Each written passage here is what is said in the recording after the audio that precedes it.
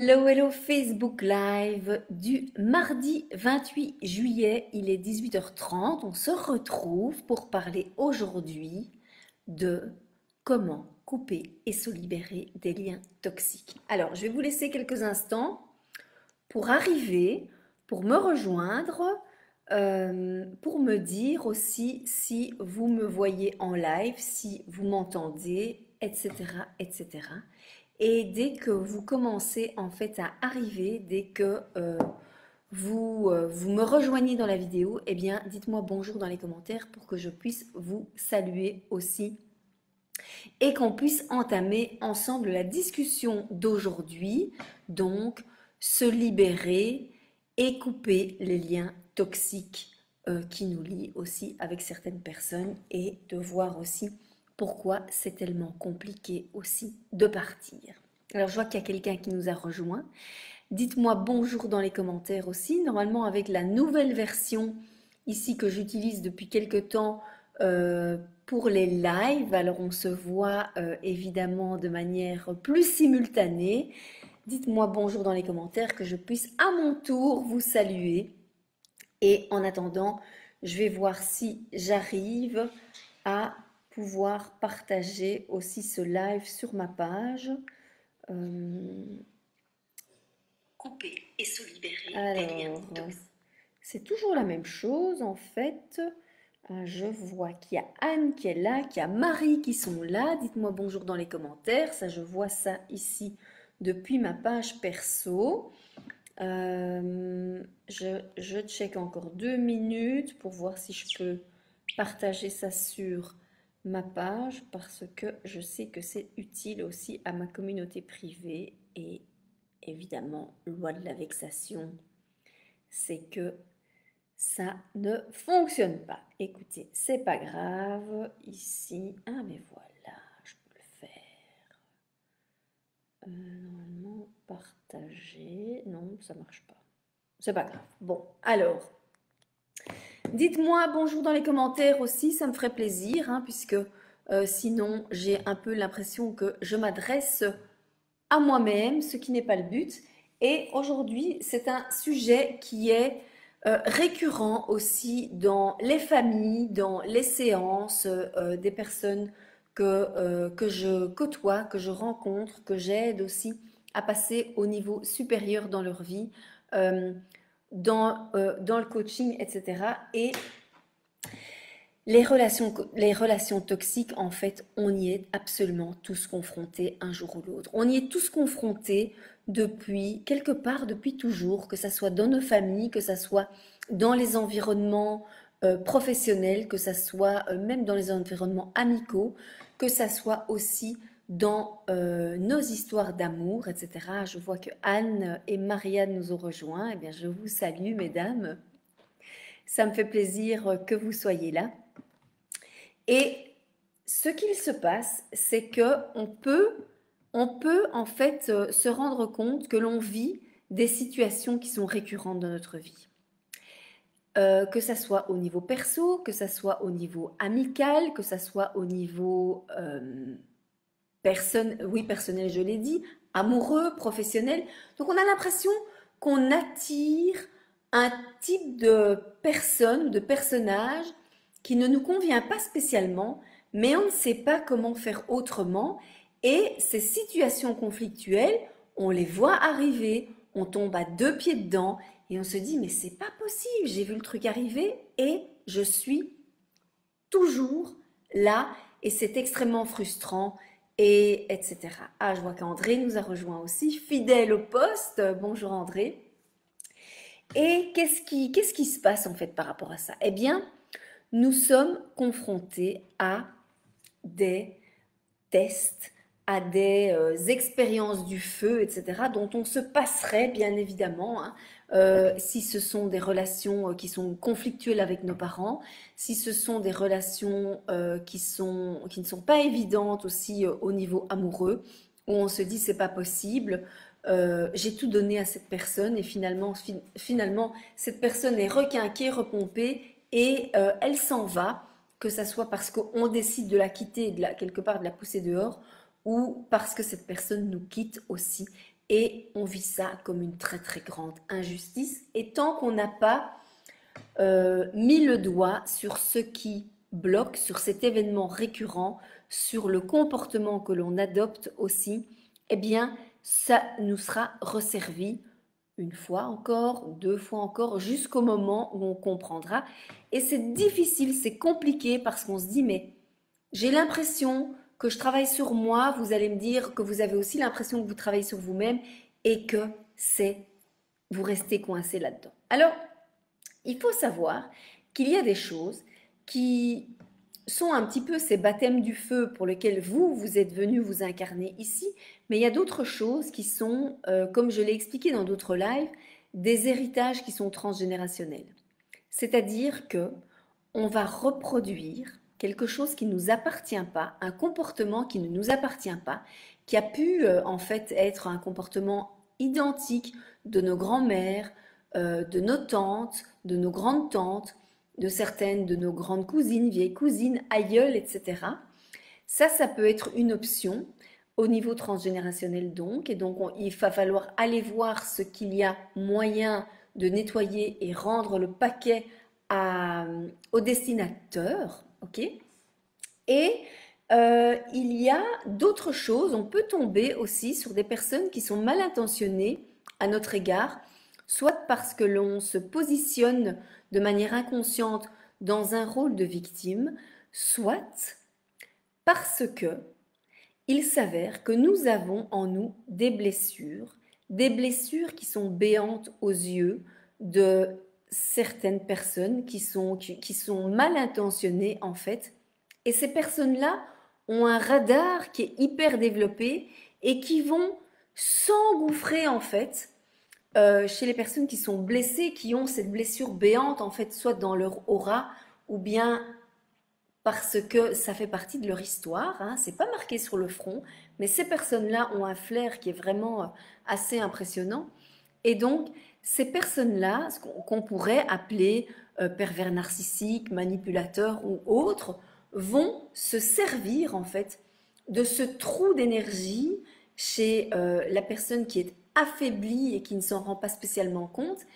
Ces manipulateurs, ces pervers narcissiques vont vraiment se nourrir de ce manque d'énergie, de cette blessure béante qui peut se retrouver chez vous, qui a pu se retrouver chez moi et chez d'autres personnes aussi. Alors, qu'est-ce qui fait que ça arrive? Qu'est-ce qui fait que ces personnes-là déjà adoptent un comportement comme ça? Ça, c'est une première chose. Et qu'est-ce qui fait que il nous arrive justement de tomber dans les filets de ce type de personnalité toxique aussi? Alors, je vais répondre à ces deux questions. La première, sans minimiser vraiment un comportement terrible d'un pervers narcissique ou d'un manipulateur, alors à la base, on va dire que quand on se rend compte qu'on est face à quelqu'un comme ça et qu'on n'est pas émotionnellement investi dans la relation, on prend ses clics et ses claques et on se casse. Voilà, il n'y a rien d'autre à faire. On n'essaye pas d'aller changer l'autre, c'est peine perdue. Ok? Donc ça, c'est la première chose à faire.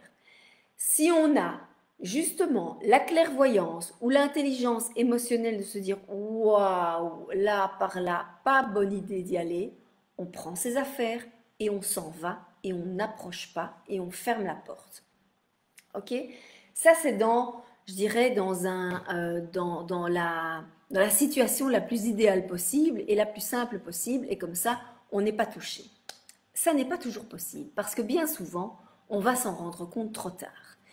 Et alors, avec mes clients, j'explique aussi ce que c'est que des jeux psychologiques, le comportement de victime, le comportement de sauveur, le comportement de persécuteur, etc.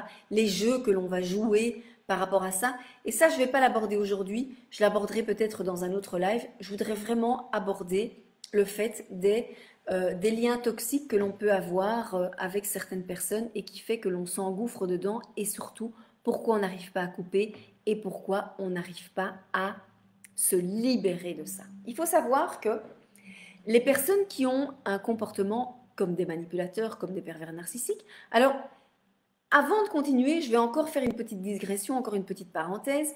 il est très facile de dire que dès que l'on a un conflit avec quelqu'un, ok, le monsieur est un manipulateur ou un pervers narcissique et la madame est une hystérique. Ok, ça c'est le grand cliché. C'est le grand cliché qui est aussi abordé dans beaucoup de systèmes, etc. On va un petit peu plus loin que ça. Ok, on va un peu sortir du cliché. Toutes les femmes ne sont pas des hystériques, tous les hommes ne sont pas des pervers narcissiques et des manipulateurs et vice versa. Ok, comme tous les mecs ne tapent pas sur leurs femmes et toutes les femmes ne sont pas des salopes. Voilà, pardon pour la parenthèse, mais je voulais un petit peu clarifier ça aussi. Et ce qu'il faut savoir, c'est que la personne qui a un comportement de pervers narcissique ou de manipulateur, elle-même, en fait, a vécu un traumatisme terrible. Alors, je ne veux pas dire que ces gens-là sont excusables dans leur comportement, ce n'est pas ça, mais il faut savoir qu'eux-mêmes ont vécu de terribles traumatismes et que donc ils vont s'alimenter de l'énergie de leurs victimes. Ok ? Et ce qui va se passer dans ce lien, en fait, quand on est face à un pervers narcissique ou un manipulateur, c'est que comme il va s'alimenter de votre énergie, comme il va se servir, comme on irait se servir au buffet all inclusive, des vacances, etc., ou bien quand vous avez des boissons à volonté, de la nourriture à volonté, vous pouvez aller vous servir de tout ce que vous voulez, vous remplissez votre assiette et si vous n'avez plus faim, vous laissez sur le côté. L'autre va faire la même chose avec notre énergie. Et pourquoi est-ce que ça arrive? Parce que, en fait, vous avez vécu un choc émotionnel important et vous avez perdu une partie de votre âme. On vous a volé une partie de votre âme. À votre insu, pour la plupart du temps, puisqu'on ne se rend jamais compte de ce qui nous arrive, on ne se rend jamais compte sur le moment qu'à un moment donné, on a des pertes d'énergie terribles aussi. Et la personne toxique, en fait, va se servir de cette blessure béante pour continuer à puiser parce que tant qu'elle va puiser chez vous toute son énergie, en fait, elle va aller, comment dirais-je, se nourrir de votre énergie pour combler son propre mal-être. Et donc, il y a vraiment, vous avez l'impression aussi que vous perdez une partie de vous-même, que lorsque vous arrivez à vous sortir de ce type de relation avec énormément de difficultés, mais énormément de difficultés, et j'expliquerai pourquoi après, vous avez l'impression que vous y avez laissé une part de vous, que vous y avez laissé votre âme, que vous y avez laissé votre essence, etc. Et que donc vous avez l'impression d'être brisé, d'être cassé en deux, d'être vraiment vidé de votre substance. C'est parce qu'en fait, on vous a volé une partie de votre âme. Ok? Et donc, à cela, il y a moyen de récupérer cette partie-là pour aller récupérer sa puissance aussi. Ça, c'est une chose.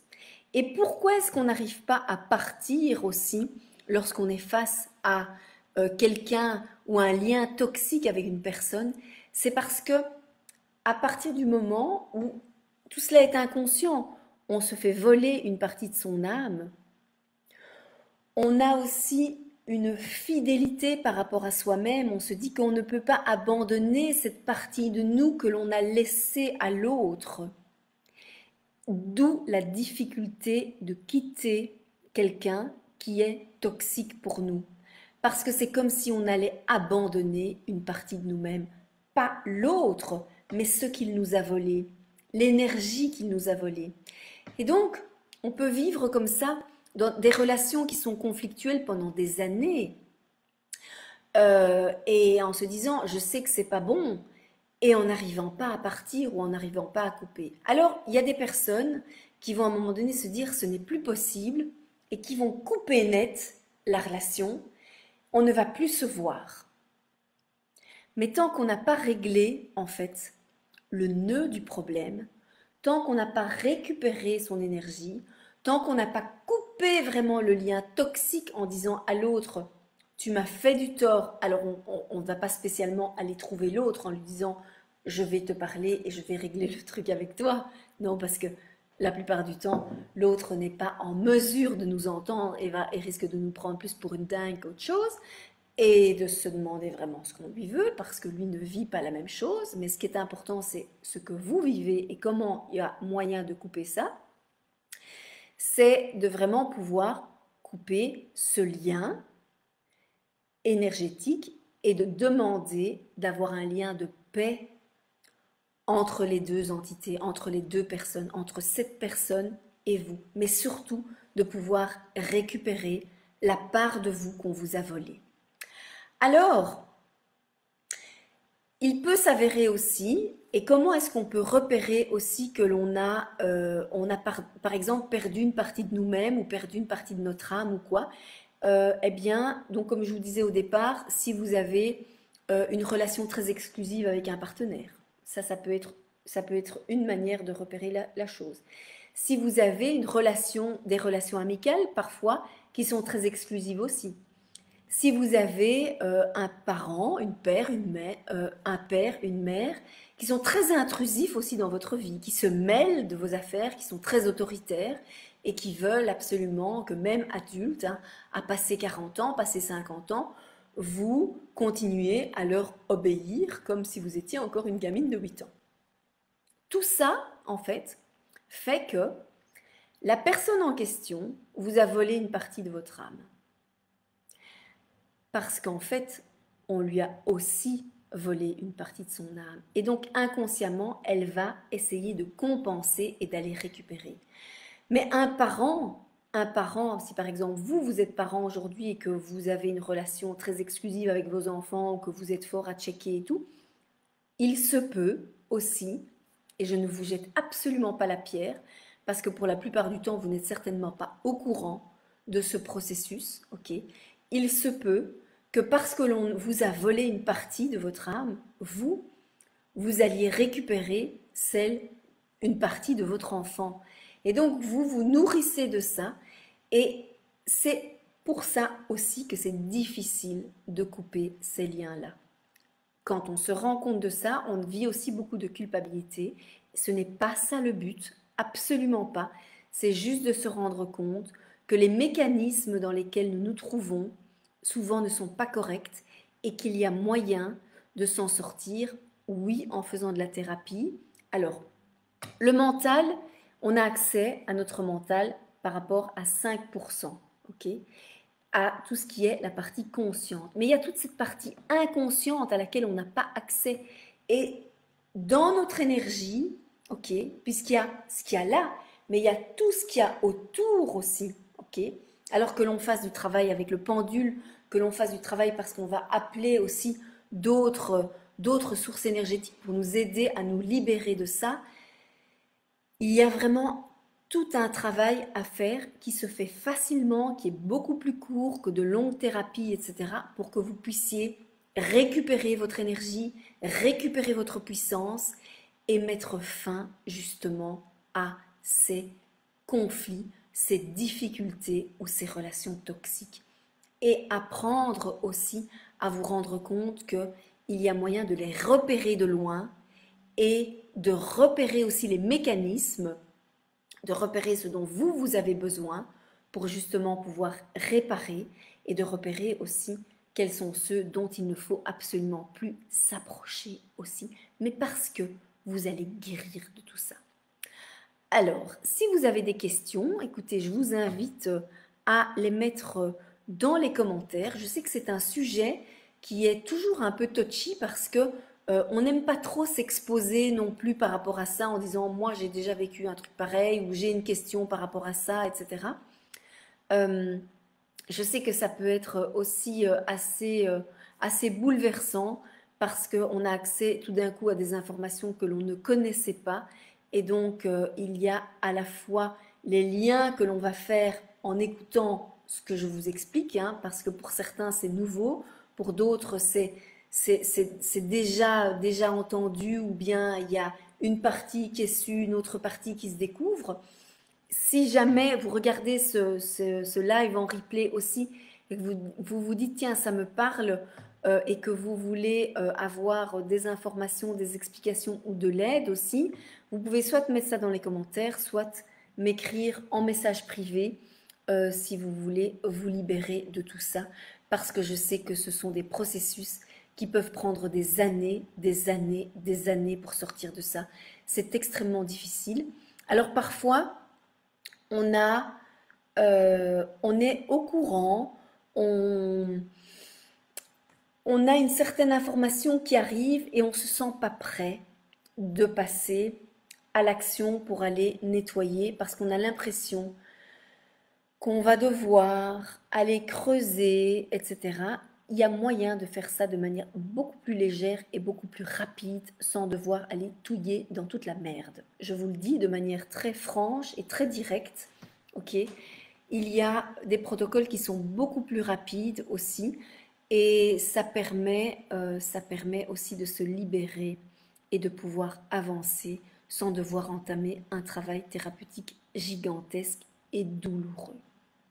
Alors, bien sûr, il y a une partie que l'on fait accompagner d'un professionnel et puis il y a une partie aussi, une fois que vous savez comment ça fonctionne, que vous pourrez actionner tout seul de manière autonome pour pouvoir nettoyer les couches nécessaires. Si c'est quelque chose qui vous intéresse, eh bien écoutez, soit vous me mettez votre intérêt dans les commentaires ci-dessous, soit vous m'envoyez un message privé et si vous voulez que je vous aide rapidement pour vous libérer de ça. On est en pleine mutation pour l'instant avec tout ce qui se passe aussi au niveau de toute l'actualité où on nous demande beaucoup de repli sur nous-mêmes aussi. Moi, ce que je vous souhaite, c'est de pouvoir vous libérer et de pouvoir évidemment vivre la vie que vous souhaitez vivre sans être encore encombré par de la culpabilité, par un sentiment de non-légitimité, par de la haine, par de l'envie de vengeance, même si on sait que franchement c'est très mauvais pour notre karma, etc. etc. Mais c'est normal d'avoir ce type de sentiment ou de ressentir ce type d'émotion-là, parce que quand vous avez eu affaire à quelqu'un qui vous a bousillé, on n'a qu'une envie, c'est de se dire, mais que 10 fois plus lui arrive. Alors, c'est pas ça qu'on va faire, c'est vous libérer de ça. Voilà. Je vois qu'il n'y a pas de questions parce que j'imagine que ça tournicote beaucoup, beaucoup, beaucoup là au-dessus. Si vous voulez m'écrire en privé, vous m'écrivez. Si je peux vous aider, je le ferai avec plaisir, évidemment. Mon objectif, c'est de pouvoir vous libérer de ça, que vous puissiez vous élever, que vous puissiez avancer. Et puis sur ce, je vous embrasse et je vous dis à mardi prochain pour un autre sujet de libération au niveau transgénérationnel, au niveau énergétique, pour que vous puissiez vivre votre plein potentiel. Je vous embrasse. Salut!